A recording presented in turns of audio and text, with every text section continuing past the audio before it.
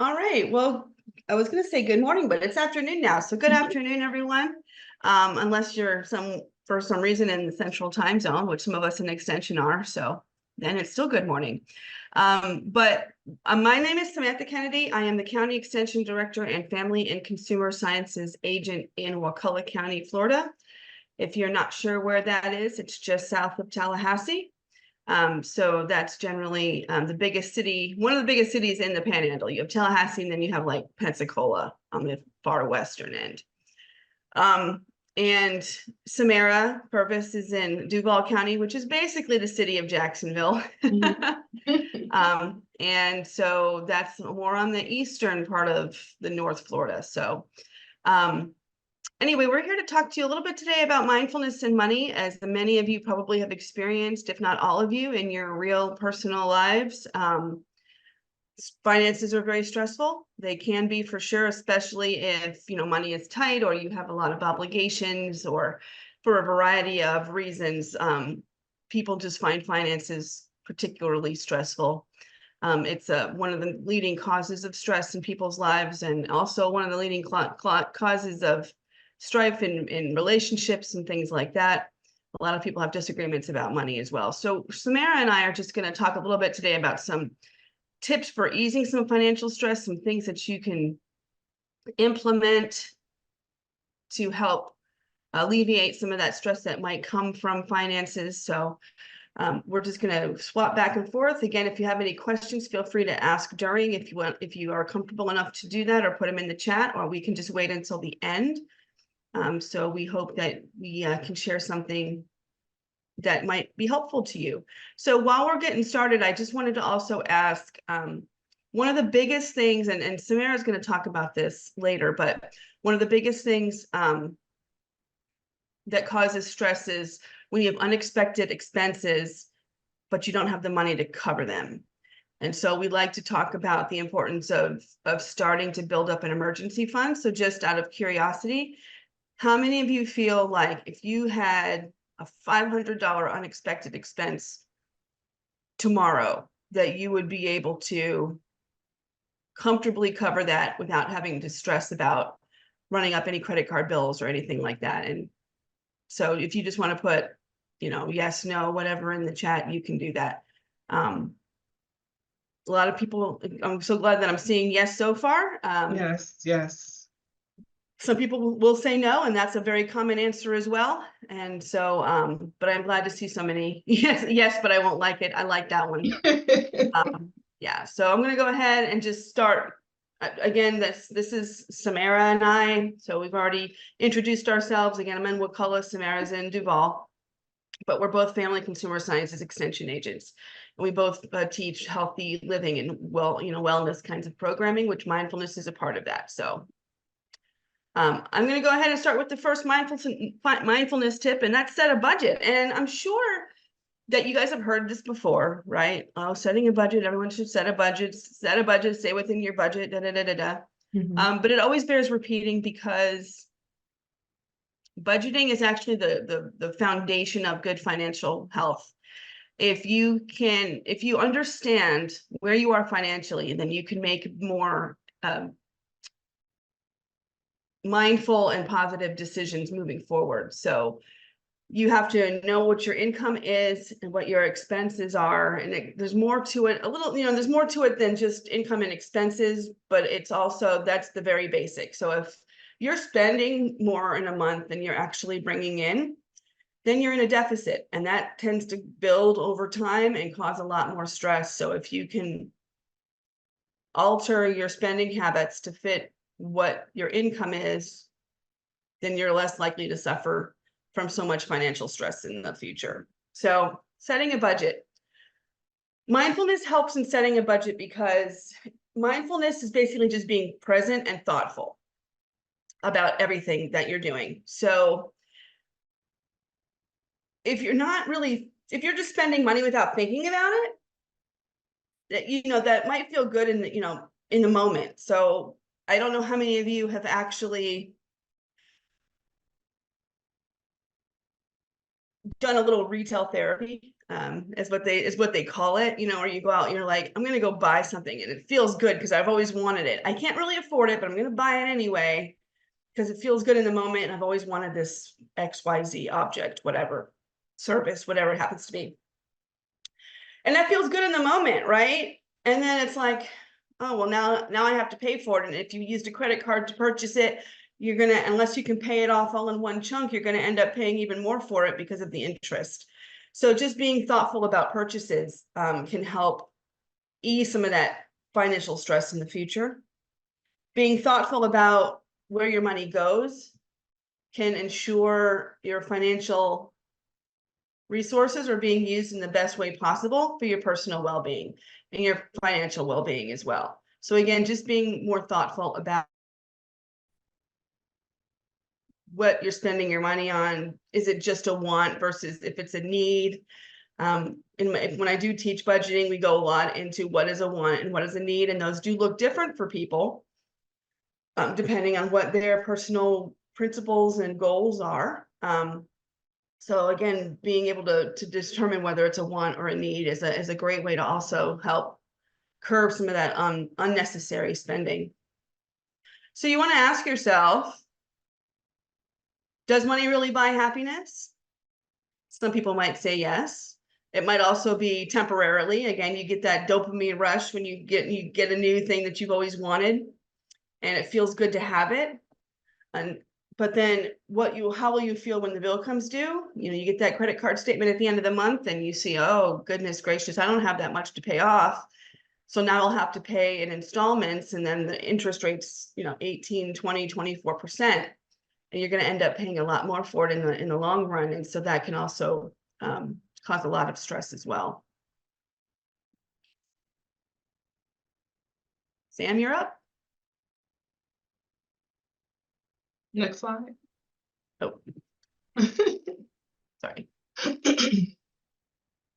So the next tip we're going to talk about is selling items. And this is a great way to reduce stress when we're thinking about financial well-being. Next slide.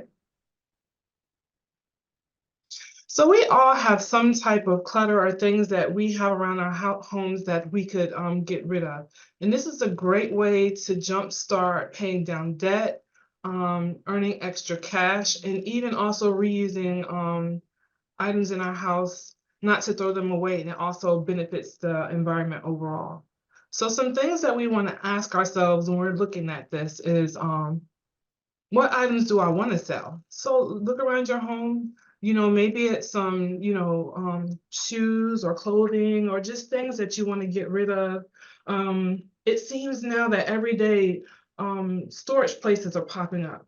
It seems like from corner to corner, there are a lot of storage places, which means that we're holding on to things that maybe we can get rid of, because once things go into storage, we tend to forget about them. Right, Sam? Yes. If they get lost in that, never-ending box of whatever. So, looking at those things and then determining what is the value of the things that I have that I may want to sell, and then where do I want to sell those items. So, you think about, all the platforms are out here, and yard sales, church events, community events, and then you think about what is it worth and what do I want to sell it for, and how you're going to negotiate that price, because we've all been to yard sales, right? And it can become a price negotiation, but you think about the things that you have and what the overall goal is, and what you want to sell and what you want to earn. So one of the first things that you want to do is start to sort through those items. So you go through your house and you look through the things that you want to keep, you look at things that you want to donate, and you look at things that you want to sell. Very rarely should we toss things in the trash. If they're in good condition and they can be reused, we want to give them away. The second largest industry that contributes to polluting is textiles. And textiles are the clothes that we wear, our shoes, belts, things like that. I have a large collection of clothes and shoes. So I always tend to, give them away rather than put them in the trash. 83% of textiles is disposed of in the trash. And we dispose of 1.3 billion pounds of clothing a year, which is worth over 130 million. So we're basically throwing away money, right? And clothes and shoes tend to be the biggest things that people tend to sell. So before we throw it away or we give it away, we should look at how we can generate some earnings off of that. And again, Earth Day just happened, and that was a big opportunity to do like a community sale or a yard sale.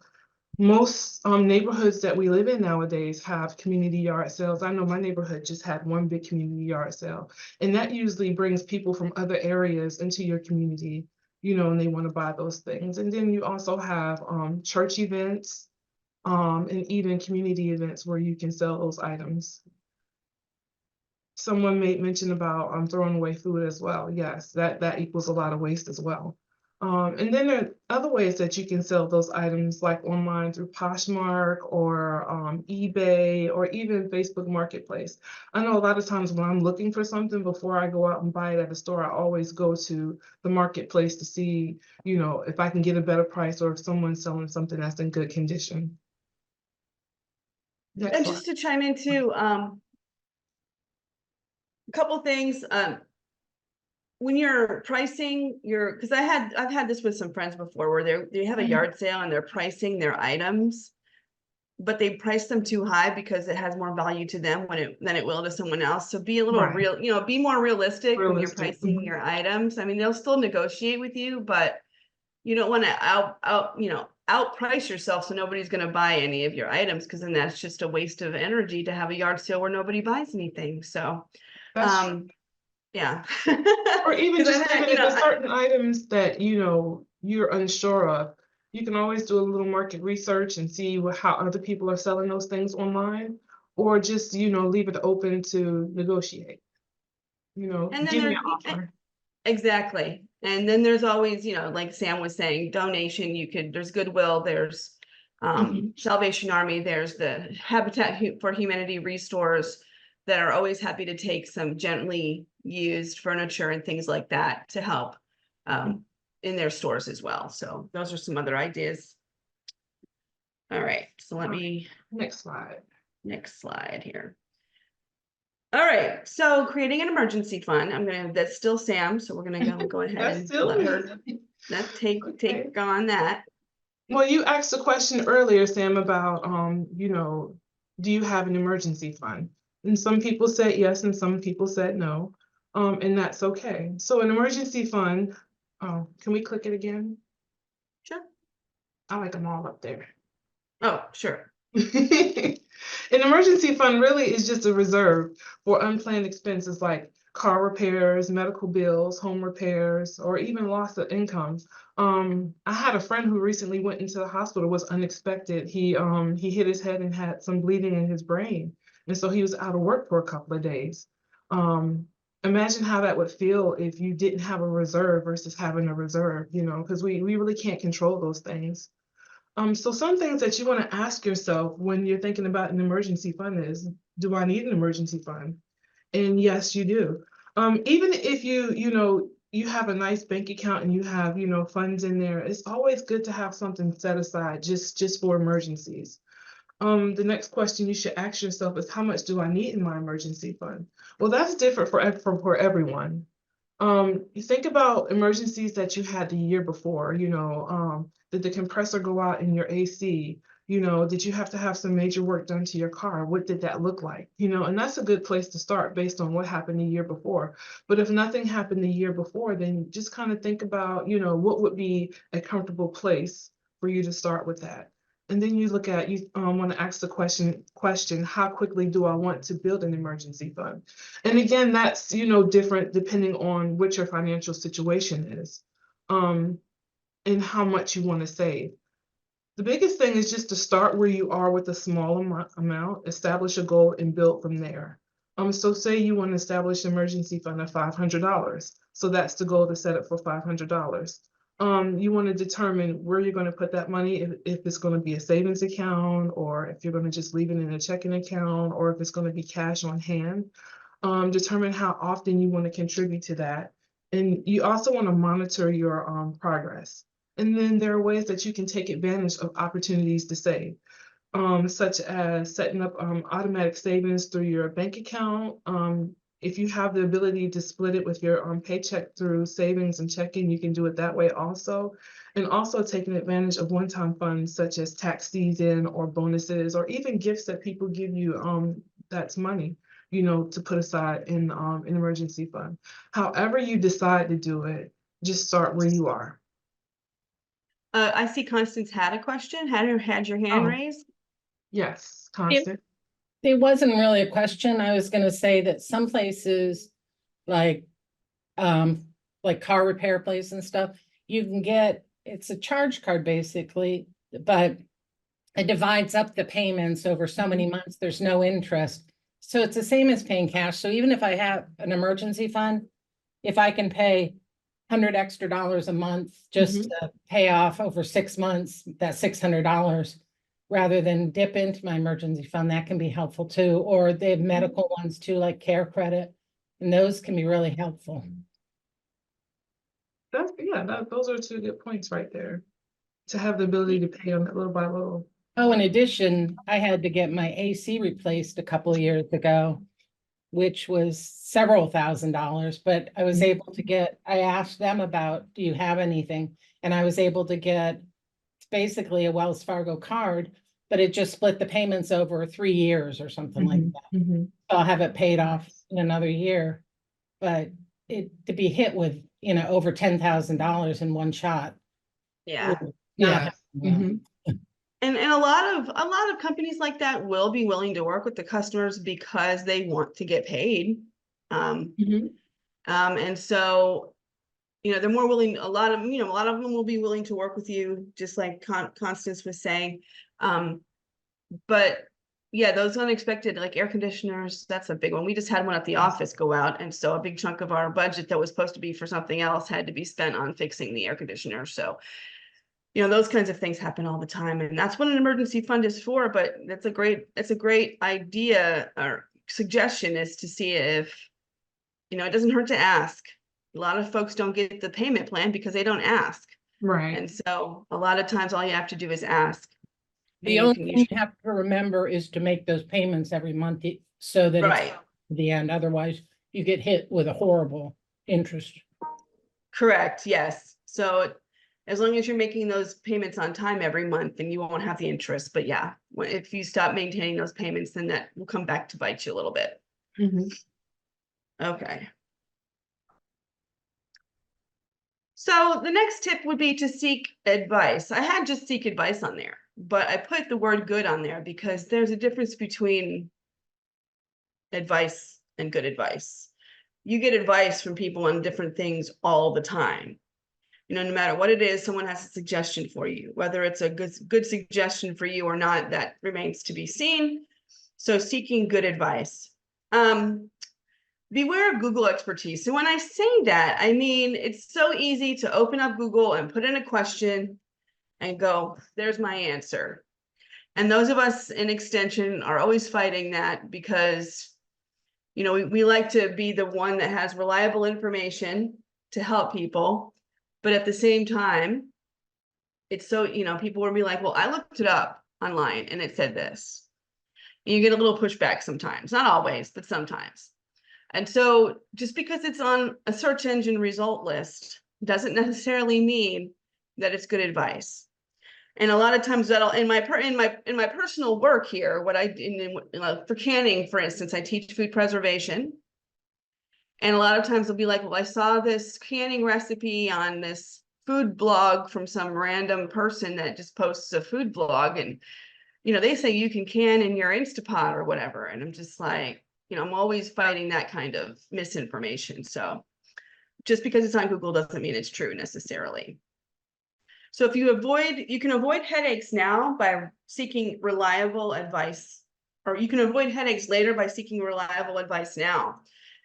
So what does that look like? We'll get to who is more of a reliable source in a minute, but you want to also be realistic about your risk tolerance. And this is more when you're talking about if you have some money that you want to invest, make your money work for you and all of that, your money can make money for you, which is true in certain instances. But it also depends on how risk tolerant you are. Some people are really like, let's go for it. We're going to invest in these high risk things and we're going to have the big payoff if it works. And then, that will be how it happens, but you'll also have a big loss if it doesn't work. So there are different types of financial investments that you can make that have different levels of risk. So know going ahead of time what your risk tolerance is. And when you're talking with your advisor, they should work with you and be willing to like not exceed that risk. So in other words, they're not going to push you to take more risk if they're a reliable advisor, a reputable advisor. You need to do what's best for you and your goals. So somebody might say, well, you have this opportunity and you could get, 25% return guaranteed, which usually if it's guaranteed, it's not usually reliable, but, and so all you have to do is just take a little risk. Come on. Well, if you're not comfortable with that, listen to that voice in your head, because your finances better than they do. Your comfort level and stress level better than they do. So being more mindful about how much risk you're willing to take and how much money you have to invest, and sticking with that is really going to help ease some stress later. Some questions to ask would be, do you want to invest and why? Are you in a good place to invest? You hear a lot about, just as an example, Dave Ramsey. Think what you want about him. I don't have an opinion, but he will definitely, he's definitely like pro-investment, and that's what he does. That's his job. But are you in a good place? So if you're, a lot of times what you'll hear about, there's a show on TV called American Greed. I don't know if you've ever seen it, but it's about scams and a lot of people who've been scammed by other people.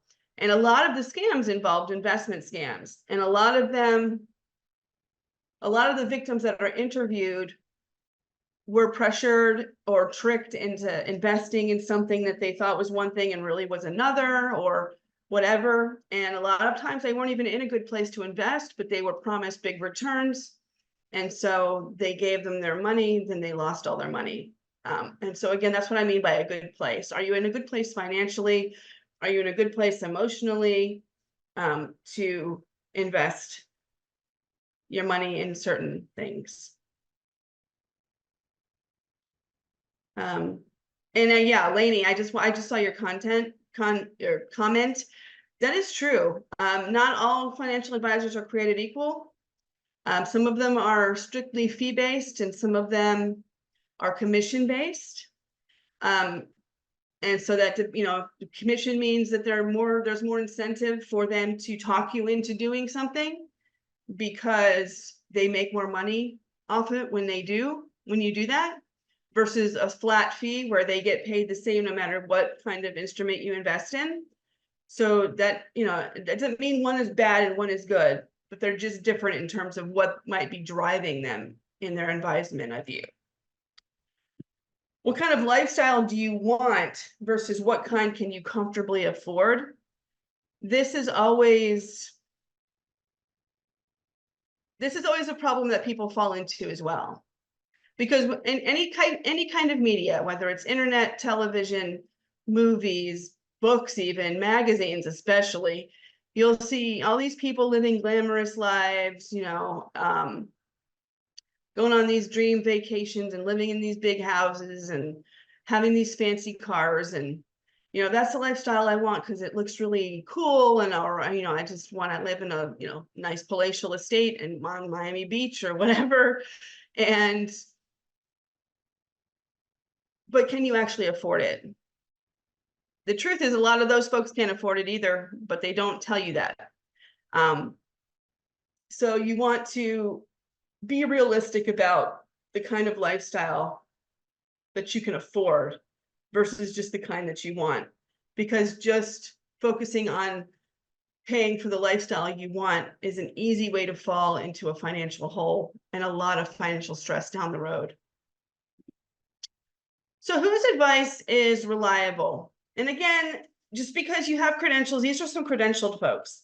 Just because you have credentials doesn't necessarily make you reliable, but it is, generally speaking, a better bet if you go with someone who has some training and credentials in certain types of financial planning. So certified financial planners is one. Accredited financial counselors is another one, and accredited financial counselors are more to help people set financial goals and meet financial goals and set budgeting and things. They're not so much investment advisors or real estate investment advisors or anything like that, but they can help you get on track and stay on track. Registered investment advisors, again, are credentialed, so they actually do understand the investment process. And so those are going to be some reliable. How about your best friend, second cousin, who's got a great investment opportunity that she learned about on Facebook? Do you think that's a good one? I mean, probably not so much, right? You ever go, oh, I got this great opportunity. I saw it on Facebook from my my high school best friend from 10th grade. And yeah, I think you should totally give them like $20,000 right now and do this, because I think it's totally a great idea. Yeah, so not so much. I mean, a lot social things you'll see on social media, things you'll see, and you get emails, random emails or text messages or whatever about these things. Those aren't going to be reputable opportunities and reliable sources. I wanted to address a couple of comments I just saw. Yeah, fiduciary advisors can be reliable depending on, you can always look up their track record. If there's any complaints against them, you can look that up as well. So yeah, fiduciary advisors are also they have a fiduciary responsibility to know that their client has X amount of money and X risk level, and that's what they need to work within. And there's certain guidelines that they need to follow. And again, that's a great advice. Don't risk or lend money you can't afford to lose completely. It's like when a couple of my friends like to go to Vegas and gamble, like they have a set amount of money that they can lose, and once they've lost it, they're done. It's when you keep going because you think the next one's going to give you the jackpot that you can get into trouble. Other types include financial advisors, financial coaches, money coaches, retirement planners, wealth managers, investment advisors. These may or may not be credentialed. Again, credentialing doesn't mean that they're infallible, but credentialing does give you an idea that they have a lot of training and experience, and they've reached certain level of expertise and experience that can be beneficial. So the next tip would be to contribute to a retirement fund. If you work for UF and you're a certain type of employee, you get the retirement, whether it's FRS or whatever. You get retirement contributions, but you can also have your own instruments. 401 a 401k or a Roth IRA or something like that, where you can set aside even more money for your retirement if you want to. Save now and relax later.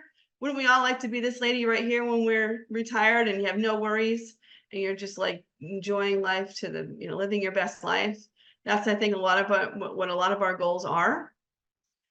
But again, determining how much you can save without putting any undue stress on your finances is going to be a mindful way of saving for retirement. We all feel this pressure, well, like everything's going up and I'm not going to be able to retire for 25 years. And am I going to have enough money to live off of based on what the cost of things are going to be in 25 years? And there's a lot of thought and a lot of stress that can go into that. But just like with other things, being able to save what you can is going to help alleviate some financial stress now. There's different options. So there's pre-tax contributions, after-tax contributions, employer contributions. You can also, of course, you have to contribute to your own if you're through your employer, or you can have your own instrument, like I said. And I don't know, Sam, do you know if there's an acceptable percentage or a general, I think 3% is a percentage that's often quoted as Yeah. a reasonable percentage. That's what I hear most, the 3%. Yeah, so yeah, because it's still a fairly small amount that most people can afford, especially if it gets taken directly out of your paycheck automatically, then you don't really realize that you're doing it because it's done automatically on your behalf. So 3% is usually about the average. Again, ask yourself, do I want a champagne life but only have a beer budget? And a lot of people have a yes, we all want that champagne life. A lot of us, want that, easy street life, but we don't have the finances to support that easy street life. And a lot of times the easy street life isn't as easy as it looks. There's a lot of debt behind the scenes of those fancy lives. And so again, just staying within what you can afford is really the best bet for alleviating some financial stress. All right, so we're going into our last mindfulness tip, which is to pay off debt. Sam already talked about being mindful about setting a budget, but once we set a budget, then we need to look at those things that we want to pay off. And of course, managing debt is a part of developing a budget. So some things that you want to ask yourself is, what is my total debt amount? How much do you owe? How much of that do you want to pay down? How much is feasible to pay down? You want to consider the interest rates of the debt that you have, what minimum monthly payments you'll be able to afford, based on what your monthly budget is. So what's your monthly budget? Which strategy should you use to pay down that debt? What expenses can you cut or reduce? I think one of the easiest ones to reduce when you're looking at cutting expenses is, how you eat and what you eat, especially if you're one where if you like to go out to eat. You go grab a quick coffee. Those coffees at $4, a pop adds up really quick. So cutting expenses can be one of the easiest ways to start also. What will I do if something unexpected happens? So if something unexpected happens, we've already talked about the emergency fund. And how will I stay motivated and track my expenses? Staying motivated is about knowing that you're knocking those payments out, knocking that debt down. So the first thing you want to do, of course, is to create a budget. By creating a budget, you know how much you have, after you pay your bills that are due, what you have left over and what you can contribute to paying down the debt. Then you have to decide, do you want to pay the most expensive or the least expensive first? So that all depends on the interest that goes on those items that you want to pay. Sometimes the least expensive is the easiest to pay off first, but then considering what the interest may be on some other things, you want to tackle, paying down those things because of the interest. You can also pay more on minimum balances. That's a good way to alleviate debt, especially if it's credit card debt. Paying more can definitely knock that out quicker. Sell unwanted items, and we talked about that earlier.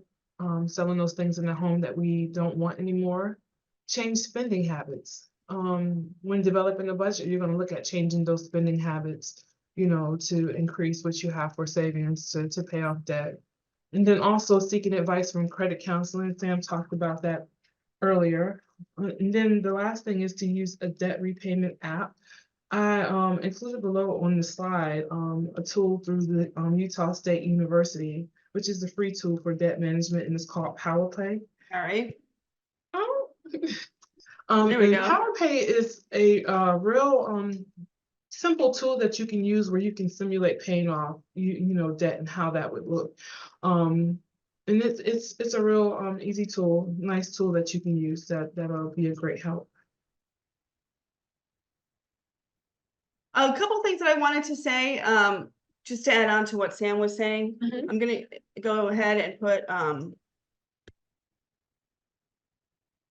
the PowerPay link in the chat while I'm thinking about it.